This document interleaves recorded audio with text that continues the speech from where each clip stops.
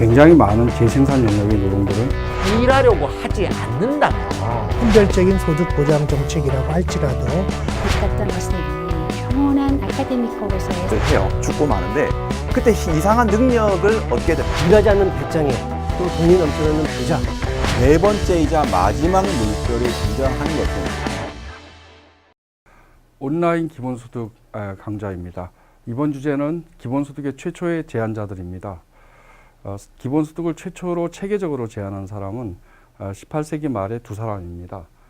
토마스 페인의 토지정의 그리고 토마스 펜스의 유아의 권리에서 두 사람은 기본소득을 체계적으로 제안했습니다. 일단 토마스 페인의 논변부터 살펴볼까요? 그는 자연적 소유와 인공적 소유를 구분합니다. 개간한 사람이 개간한 땅에 대해서 소유권을 가지고 있다는 것을 토마스 페인이 인정합니다.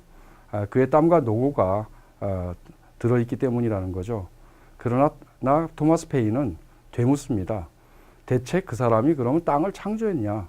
그렇지 않다는 거죠. 땅은 원래 인류 모두의 공유자산이었다라는 게 토마스 페인의 이야기입니다.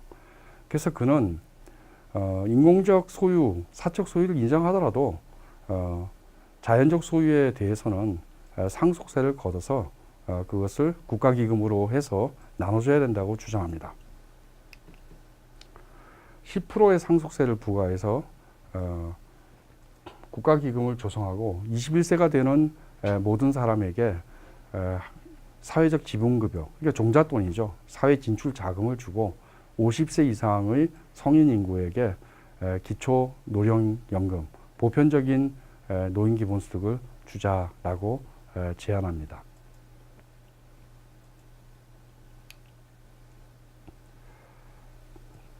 네, 이러한 현금 이전, 국가가 상속세를 걷어서 개인들에게 현금을 이전하는 것인데요. 이와 같은 현금 이전은 부자이건 가난한 사람이건 모두에게 나눠줘야 된다고 주장합니다. 왜 그랬을까요? 가난한 사람한테만 나눠주지 않고 왜 부자에게도 나눠줘야 된다고 했을까요? 왜냐하면 이것은 인공적 소유와 무관한 원래 모든 인류가 가지고 있던 자연적 소유의 수익을 모든 인류에게 평등하게 나눠주는 것이었기 때문입니다. 즉 다시 말하면 공유부 배당이기 때문에 모두에게 똑같이 나눠줘야 한다고 생각했던 겁니다.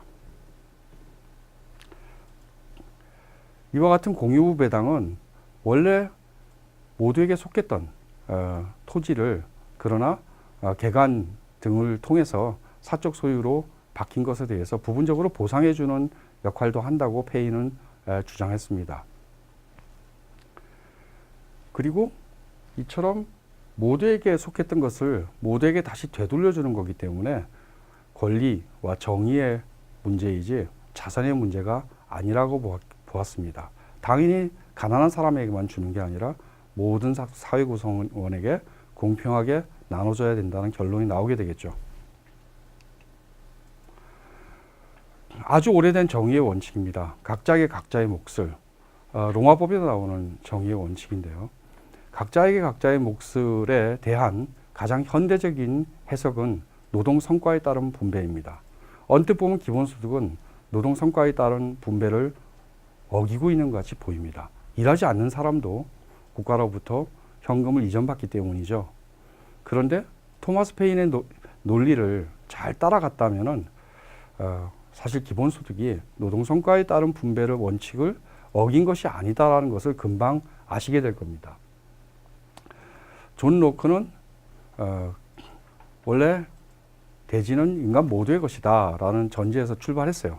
그런데 땅을 개간한 사람은 자신의 노동을 대지에 첨가한 거기 때문에 개간된 땅은 개간한 사람의 것이다 라는 결론에 도달했죠.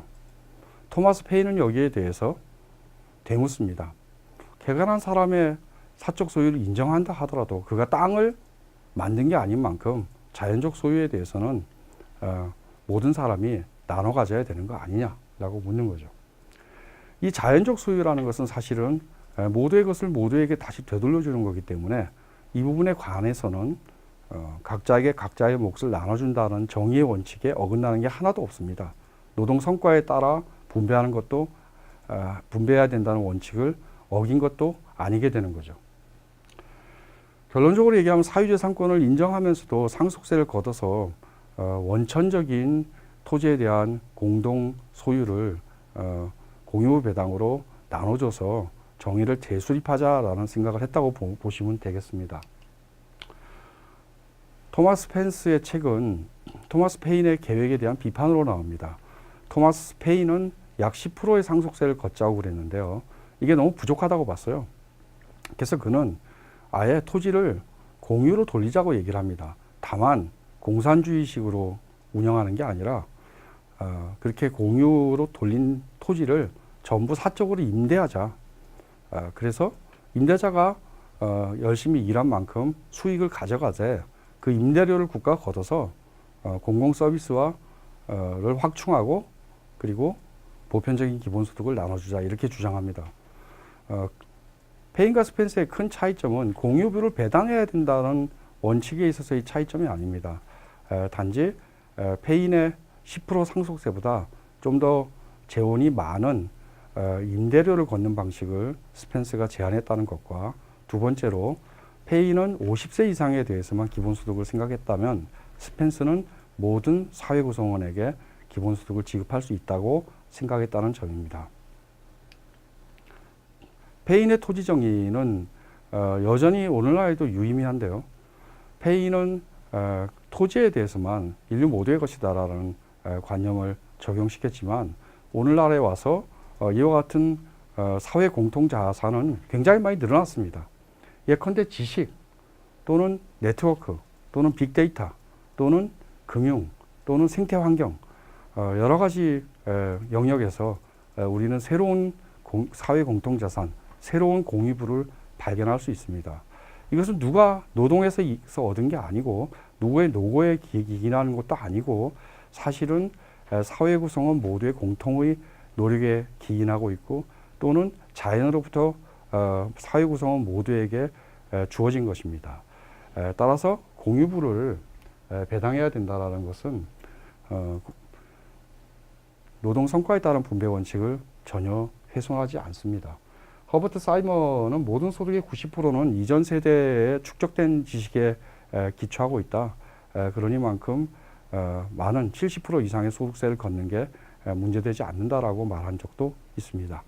이상 기본소득의 최초의 제안자들이 어떠한 생각을 가지고 이 아이디어를 발전시켰는지에 대해서 말씀드렸습니다.